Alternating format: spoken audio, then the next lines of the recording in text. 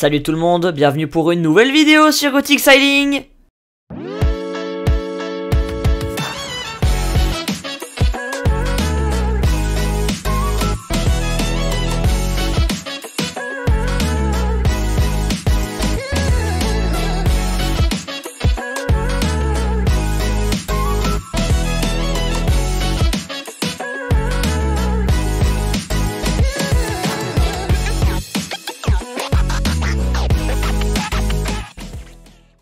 Aujourd'hui, on va parler d'un sujet que vous connaissez tous et dont on a tous au moins une fois entendu parler durant ces 4 dernières années. On va revenir sur un événement marquant du Vendée Globe 2020 et qui, depuis, a fait date, l'angoissant sauvetage de Kevin Escoffier. Entre moments fatidiques, radeau de survie, semaine en double et récupération par la marine française, sans oublier les suites de cette folle histoire, on va retracer aujourd'hui le déroulement d'un naufrage périlleux durant une nuit d'enfer à l'entrée des mers du Sud. Si mon contenu vous plaît, n'hésitez pas à vous abonner, à liker, à partager et à venir me suivre sur mes réseaux, Facebook, Instagram et TikTok. Tous les liens sont comme d'habitude en description. Et sur ce, on est parti pour la vidéo.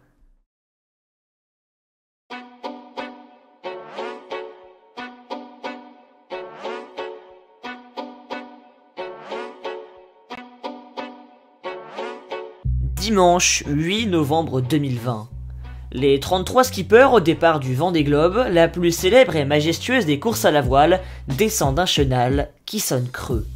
En pleine pandémie de Covid-19, en plus d'un confinement d'une semaine avant le départ et du port du masque imposé sur les pontons, les autorités ont également interdit le rassemblement des centaines de milliers de personnes qui font de ce moment l'un des plus grands qu'un marin puisse vivre dans sa vie.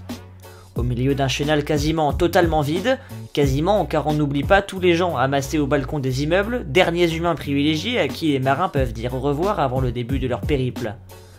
Dans cette situation inédite, on en oublierait presque que cette 9e édition de l'Everest des mers est l'édition de tous les records sur le plan d'eau.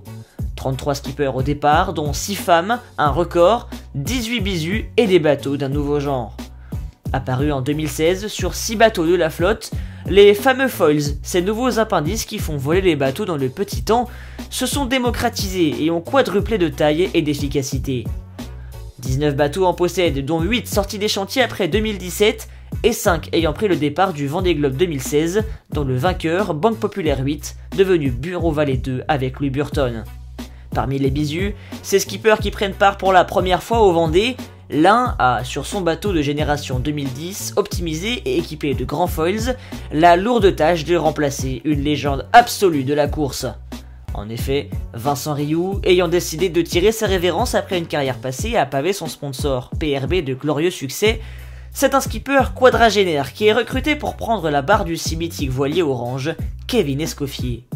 Ayant tout de même une certaine expérience dans le monde de la voile pour son nom, Escoffier, c'est aussi Franck Yves, son père, avec qui, anecdote amusante, il gagne sa première Transat Jacques Vabre en 2005 en multi 50, Bob, son oncle, Loïc, son frère, et Servane, sa cousine, ainsi que pour ses succès en ultime chez Banque Populaire avec Loïc Perron et sa victoire sur la Volvo Ocean Race 2017 dans l'équipage de Dongfeng Racing Team dirigé par Charles Caudrelier. Il est nettement moins connu du grand public qui découvre alors un nouveau circuit depuis 2019. Son bateau, PRB 5e du nom, construit en 2010, possède un palmarès long comme le bras et a déjà pris part à 2 Vendée Globe avec Vincent Rioux, qui se sont tous les deux soldés par des abandons à chaque fois au même endroit, le même jour et pour les mêmes causes, des collisions.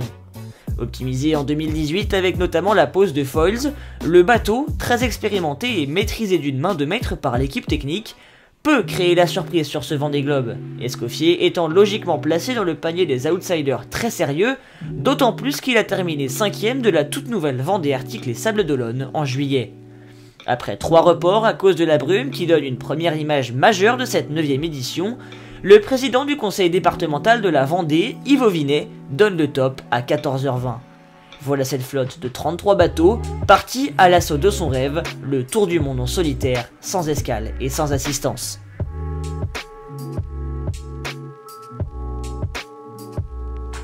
Néanmoins, contrairement à ce qu'on aurait pu imaginer, le début de course est bien plus accroché que prévu. Et pour cause, les conditions météo tournent à l'avantage des bateaux plus traditionnels à dérive, qui font bien mieux que seulement se frotter aux foilers. Après 6 jours de course, Jean Le Cam et son Yes We Cam de 2007 sont en tête, tout en s'offrant 394,4 000 en 24 heures, ce qui lui vaut de recevoir des félicitations d'un Alex Thompson ébahi, alors que Kevin Escoffier, de son côté, tient son rang dans le top 10. Les conditions deviennent plus malléables dans les alizés, ce qui permet aux foilers de reprendre le contrôle de la course. Alex Thompson en tête devant Thomas Ruyant et Charlie Dalin. Kevin Escoffier, 5ème, est au contact et dans le match avec les foilers de dernière génération qui subissent tour à tour des avaries majeures. Alors que Jérémy Bayou est obligé de faire demi-tour et a abandonné toute chance de victoire, Thomas Ruyant a fissuré le shaft de son foil bâbord et Alex Thompson a des défauts structurels puis une collision avec un ovni. Fin novembre, Kevin voit le bout de l'Atlantique et le début des choses sérieuses, le Grand Sud. 4ème au classement, il est au contact de Jean Le Cam, toujours présent, 3ème position, et de Yannick Bestaven, 2ème. Il remonte en 4ème place et grimpe pour la première fois sur le podium. Il ne le sait pas encore, mais le lendemain, la positivité générée par cette première partie de course réussie va laisser place à un tout autre sentiment. Lundi 30 novembre 2020, Océan Atlantique. Il est environ 14h30. Kevin Escoffier navigue par environ 41 degrés sud. Le skipper Malouin, qui navigue dans les 40e rugissants, est à 600 000 au sud-est du cap de Bonne-Espérance qu'il s'apprête à franchir le lendemain ou surlendemain, avec une 3ème position qu'il a chippée à Jean Le Cam avant de prendre quelques longueurs d'avance. Les conditions sont bonnes et les 27 nœuds de vent indiqués par l'anémomètre permettent à PRB d'afficher une vitesse de 20 nœuds. Avec 2 ris dans la grand voile et le J2 en fonctionnement, la quantité de toile paraît équilibrée, mais il sent qu'il serait mieux d'être encore plus prudent. Filant alors dans une mer formée, dans 5 mètres de creux, il serait particulièrement fâcheux de casser à une poignée de milles du Grand Sud. Il se rend alors sur le pont afin de régler sa voilure. Peu de temps après, il sent son bateau accélérer. PRB part, dans un vent oscillant entre 25 et 30 nœuds et dans des creux de 5 mètres, dans un surf effréné, et termine sa course en se plantant violemment dans une vague, suivie d'un énorme fracas. Il faut à peine quelques millisecondes pour que Kevin Escoffier comprenne et se rue dans son cockpit.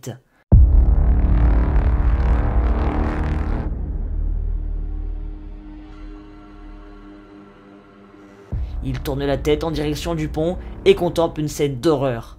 L'étrave de son beau voilier orange pointe en direction du ciel.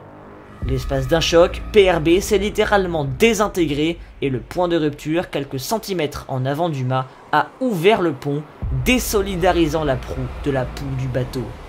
Dès lors, il le sait, si Kevin veut vivre, son temps est compté. Déjà, avant toute chose, il faut prévenir.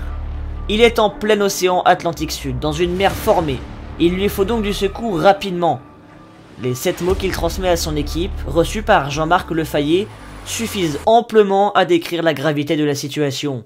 Je coule, c'est pas une blague, Mayday. Au milieu des circuits électriques, d'où s'échappent les fumées des courts-circuits causés par les trompes d'eau déferlant dans l'épave, la situation est critique. Le bateau coule à pic et Escoffier saute dans sa TPS, combinaison de survie obligatoire à bord, qu'il prend heureusement soin de ne jamais matosser. Il ne peut se saisir de son sac de survie qui est déjà sous l'eau. Mais il le sait, il n'a désormais plus qu'une poignée de secondes pour quitter l'arrière de son bateau qui s'enfonce inexorablement dans l'océan. Seule solution pour vivre, le radeau de survie. Il y en a 2 à bord d'un IMOCA, un à l'avant et l'autre à l'arrière. Mais Kevin ne peut se saisir du radeau avant, déjà enfoncé sous 3 mètres d'eau, quelques minutes seulement après le choc. Il utilise un couteau pour récupérer le radeau arrière, lui aussi immergé, mais beaucoup moins profondément, et récupère à la volée la balise de détresse du bateau dans le cockpit. Les conditions sont toujours musclées et 35 nœuds de vent diminuent le temps infime de flottaison restant du navire. Escoffier n'a même pas le temps de déplier son radeau qu'une déferlante, comme un signe du destin, l'expulse de son navire et l'envoie à la mer. Le Malouin déplie dans l'eau le radeau de survie et y grimpe, sain et sauf. Il y déclenche la balise de détresse du bateau, captée par le cross greené, qui transmet l'information au PC course du Vendée Globe. Kevin assiste avec tristesse aux derniers instants de vie de son bateau. L'arrière coule le premier, tandis que l'étrave, pointant vers le ciel, subsiste quelques dizaines de secondes de plus, avant de disparaître définitivement et de sombrer vers les bas-fonds de l'Atlantique Sud.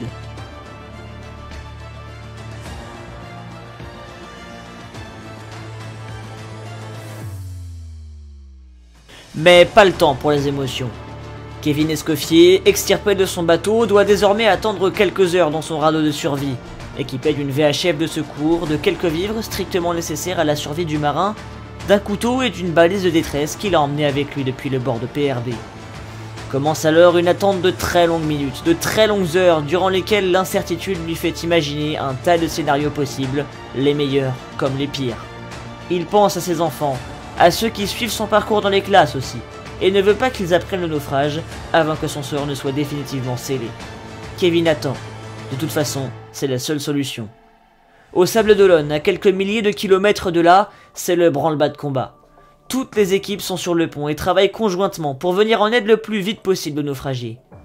Les secours, dont le MRCC de Cape Town, s'activent, en relation avec la Terre où sont au travail Sébastien Josse, Christian Dumas, Jean-Jacques Laurent, le PDG de PRB, Yves Vinet, le président du conseil départemental, ainsi que Météo France, permettant entre autres l'utilisation d'un simulateur de dérive afin de faire des prévisions sur les éventuels déplacements du radeau. Le cargo le plus proche est à environ 20 heures de mer, ce qui est un pari quasi impossible pour la survie du skipper. Alors, Jacques Carès, directeur de course, et son équipe prennent la décision de dérouter Jean Le Cam, concurrent alors le plus proche de PRB, auquel il transmet les coordonnées d'une seconde balise de détresse que Kevin Escoffier a entre-temps déclenchée. Pour ce faire, le roi Jean a l'autorisation d'utiliser son moteur. Plus de 2 heures, 2 très longues heures d'attente s'écoulent avant que Jean Le Cam n'arrive sur la position de la balise de détresse envoyée par Kevin Escoffier, aux alentours de 17 heures, 2h15 environ après le déclenchement de cette dernière à 14h46. Le Malouin est toujours à bord de son radeau de survie. Celui-ci n'aurait sans doute pas pu dériver bien loin de la position de la balise. Pas manqué. Sur le pont de Yes We Cam, Jean établit le contact visuel avec le radeau et aperçoit son skipper à l'intérieur. Tout est en place, mais le skipper de Yes We Cam ne peut pas immédiatement récupérer Kevin, et doit avant effectuer une manœuvre pour se rapprocher du bateau. Enfin, tout est en place, sauf le principal élément qui pourrait permettre le bon déroulement du sauvetage, la mer. Car Jean sait que Kevin est bien en vie, mais 2 heures de temps, les flots ne se sont certainement pas assagis. Les creux de 5 mètres dans la zone sont toujours bien vivaces et compliquent la manœuvre de Yes We Cam, qui en plus de ça est handicapé par des problèmes de moteur et par la nuit tombante dans l'Atlantique Sud, ce qui réduit les visibilités. Le temps d'effectuer la manœuvre et ainsi de se réorienter, cette fois en bonne position pour aller porter secours aux naufragés. Catastrophe. Jean Le Cam ne retrouve plus le radeau. Il perd le contact visuel avec Kevin Escoffier et pire, il ne retrouve plus non plus le signal de la balise dont la portée est réduite à cause de la mer très formée. Le roi Jean repasse et quadrille 5 à 7 fois la zone où il avait repéré Kevin Escoffier, mais rien n'y fait, le radeau est introuvable. Le Cam en informe aussitôt Jacques Carès qui donne l'ordre à Boris Herman, Yannick Bestaven puis Sébastien Simon de se dérouter pour aller aider Jean Le Cam dans ses recherches. La direction de course organise ainsi un quadrillage de la zone où Escoffier a disparu et l'élargit afin de retrouver le radeau. Le quadrillage est réalisé selon une procédure sur laquelle les 4 skippers se sont mis d'accord.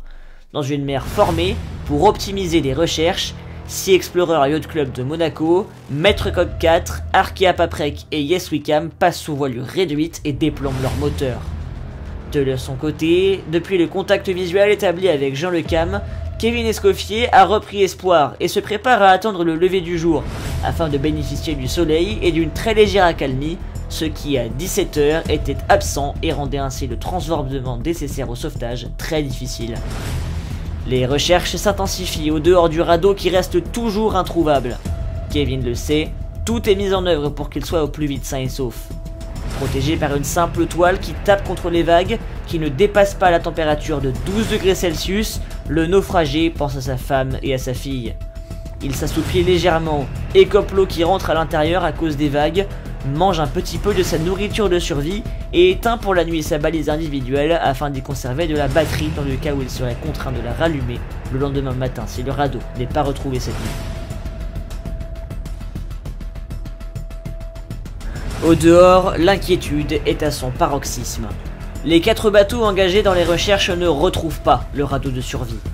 Mais alors qu'elle commence à se résigner, enfin, après 12 heures d'interminable attente, Jean Le Cam aperçoit une minuscule lumière au beau milieu d'une nuit noire d'inquiétude et d'angoisse. Il est là. Le Cam n'en croit pas ses yeux. Après 9 heures de recherche continue, effrénée et qui était jusqu'alors sans succès, la petite toile orange fluo se tient à quelques mètres de lui. Le bruit des voiles qui claquent réveille Kevin Escoffier endormi dans son bib.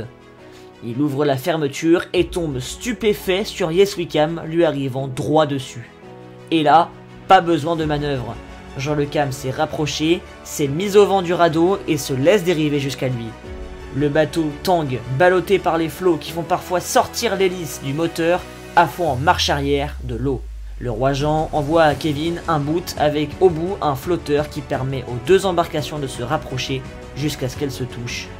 Le malouin agrippe la barre de transmission de toutes ses forces et se jette à bord du bateau de Jean Le Cam. Au bout d'une nuit infernale, pleine d'angoisse, de doutes, d'incertitudes et de rebondissements, Kevin Escoffier est déclaré sauvé vers 2h08 heure française le 1er décembre 2020. Ils l'ont fait. Le malouin est rescapé du Grand Sud. Il se souviendra très longtemps de ce 30 novembre 2020, durant lequel il a à peu près tout vécu. La surprise, l'effroi, la tristesse, l'inquiétude, puis l'extrême soulagement. C'est aussi la fin d'une opération haletante à terre. Tous les acteurs de ce sauvetage sur le pont depuis plus de 10 heures sans discontinuer. Vincent Rioux peut aller se coucher tranquillement, Kevin est sain et sauf. Quant au roi Jean, pour lui, les rôles s'inversent. S'il avait été sauvé par le skipper de PRB lors du naufrage sur le Vendée Globe 2008 de son VM Matériaux, il s'est cette fois mué de sauvé à sauveur du skipper du bateau PRB. Le signe du destin est symbolique.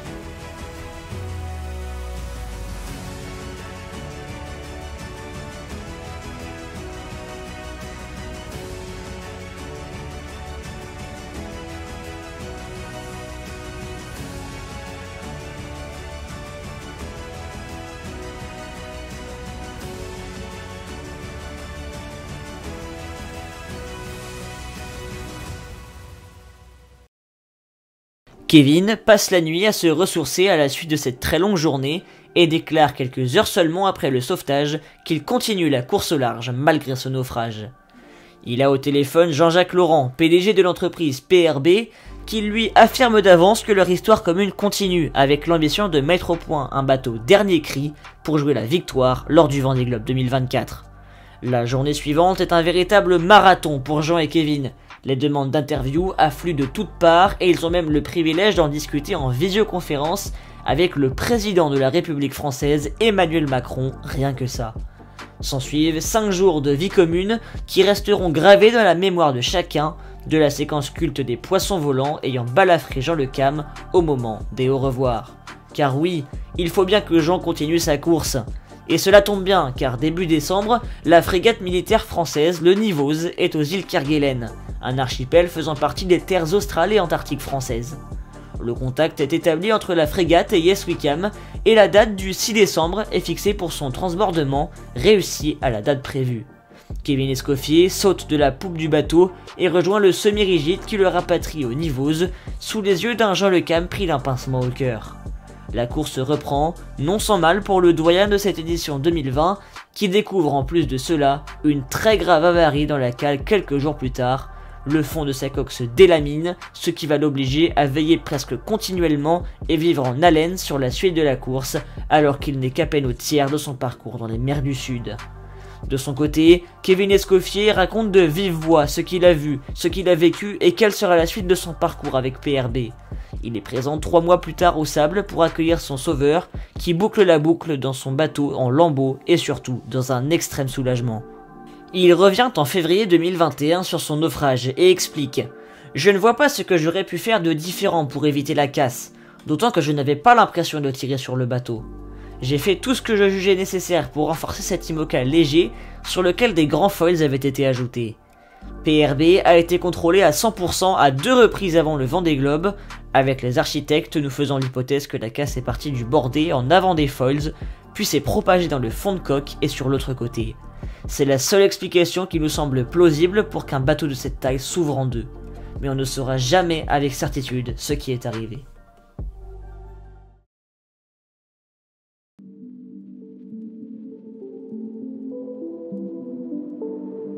Mai 2021. Chose promise, chose due. Jean-Jacques Laurent lui avait certifié Kevin Escoffier est confirmé dans sa fonction et annonce avec son sponsor le projet de donner naissance à PRB 6e du nom, déjà en partie construit. Et oui, en effet, le sponsor vendéen a racheté la coque d'un IMOCA en construction chez Carrington Boats qui a été abandonné à la suite de l'abandon du projet qui en était à l'origine.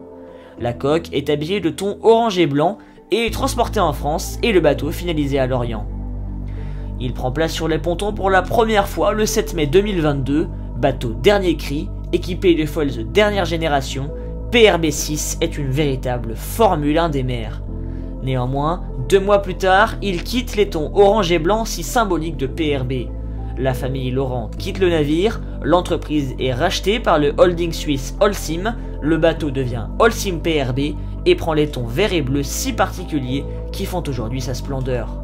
Mais alors qu'il a toutes les cartes en main pour devenir l'un des meilleurs de la flotte IMOCA, Kevin Escoffier déchante. Juin 2023. Kevin Escoffier participe à The Ocean Race en tant que chef d'équipage de Holcim PRB quand il fait l'objet d'un signalement par la Fédération française de voile auprès des ministères des Sports et de la Justice pour des faits apparentés à une agression sexuelle qui aurait eu lieu le mois précédent aux États-Unis lors d'une escale du Tour du Monde. Il quitte à la suite de ces accusations la course et l'équipage et une enquête est ouverte. 2 mois plus tard, de nouveaux signalements tombent sur la table de la fédération qui lance une nouvelle procédure disciplinaire et en octobre la sentence tombe, Kevin Escoffier est condamné à 18 mois de suspension pour ces faits. Les 2 parties font appel de la sanction, le skipper la trouvant trop lourde et la fédération trop légère, mais rien n'y fait.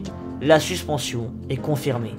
C'est un énorme coup dur pour le Malouin, qui ne pourra pas prendre part au Vendée Globe 2024 à bord de son bateau qu'il a conçu et construit, et il est débarqué par son team à la suite de cette affaire.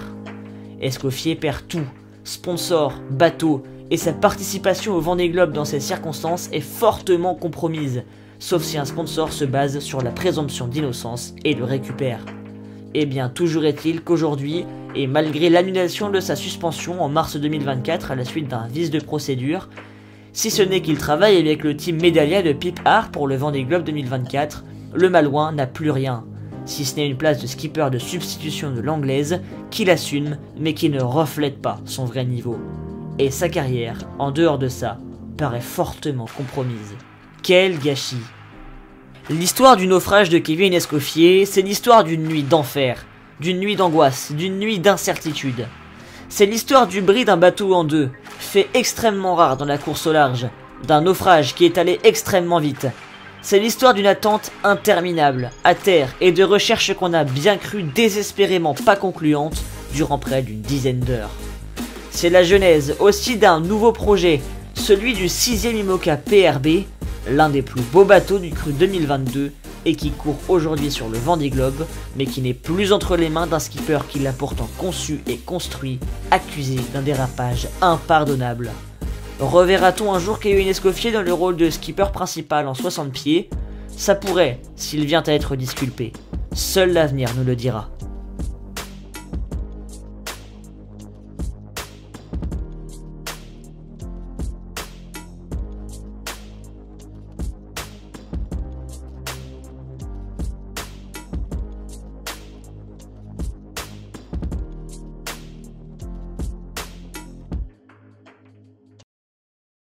Voilà, cette vidéo est déjà terminée, j'espère qu'elle vous a plu, en tout cas moi ça m'a énormément plu d'être avec vous. Si vous aimez mon contenu, n'hésitez pas à vous abonner, à liker, à partager et à venir me suivre sur mes réseaux, tous les liens sont comme d'habitude en description, et sur ce moi je vous dis à lundi pour le 3e numéro du VG Récap, c'était Gothic, ciao ciao, bye.